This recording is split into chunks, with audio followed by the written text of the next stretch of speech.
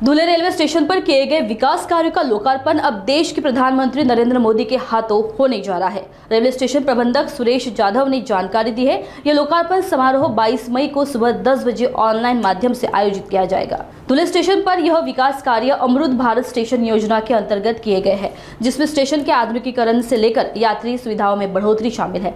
इस कार्यक्रम में वर्तमान और पूर्व सांसद, विधायक, नगर सेवक तथा अन्य जनप्रतिनिधि विशेष रूप से आमंत्रित किए गए हैं। लोकार्पण के समय स्टेशन परिसर में कार्यक्रम का आयोजन किया जाएगा, जिसमें बड़ी संख्या में नागरिकों के शामिल होने की संभावना है। रेलवे प्रबंधक जाधव ने कहा कि यह धुले के लिए एक ऐतिहासिक क्षण होगा, जो प्रधानमंत्री स्वयं इस कार्य का उद्घाटन करेंगे।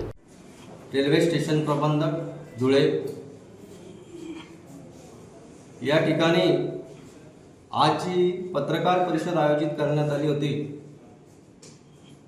तर तिचं मुख्य कारण असं एक आनंदाची गोष्ट धुळेकरांसाठी मी सांगू इच्छितो की गेल्या वर्षभरापासून धुळे रेल्वे स्टेशनचं नूतनीकरणाचं काम जे सुरू होतं ते काम पूर्ण झालेलं आहे व त्या कामाचं लोकार्पण आपल्या देशाचे पंतप्रधान सन्माननीय श्री नरेंद्र मोदी साहेब यांच्या हस्ते ऑनलाईन पद्धतीने होणार आहे व त्यानिमित्त कार्यक्रम धुळे स्टेशनला सुद्धा 22 तारखेला आयोजित केलेला आहे। 22 मे रोजी हे जे नूतनीकरणाचं काम झालं तर धुळे स्टेशनसाठी अमृत भारत स्टेशन योजनेअंतर्गत 9,49,00,000 रुपये हे रेल्वे प्रशासनातर्फे भारत सरकारतर्फे आपल्याला मिळाले होते।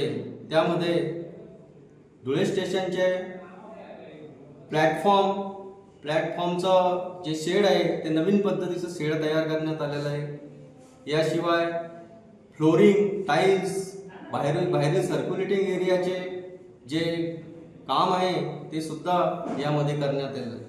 याशिवाय सर्व प्रकारचे आमचे जे ऑफिसेस आहेत त्या ऑफिसेसचं नूतनीकरण, नवीन फर्निचर, नवीन लाईट्स, नवीन सिलिंग या गोष्टी करण्यात आलेल्या आहेत। याशिवाय एक सुंदर असा बगीचा गार्डन आपल्या धुळे स्टेशनच्या सर्क्युलेटिंग एरियामध्ये करण्यात आलेलं आहे आणि सुंदर ब्युटिफुल असे लाईट्स या ठिकाणी बाहेरच्या बाजूला सर्क्युलेटिंग एरियामध्ये लावण्यात आलेले आहे।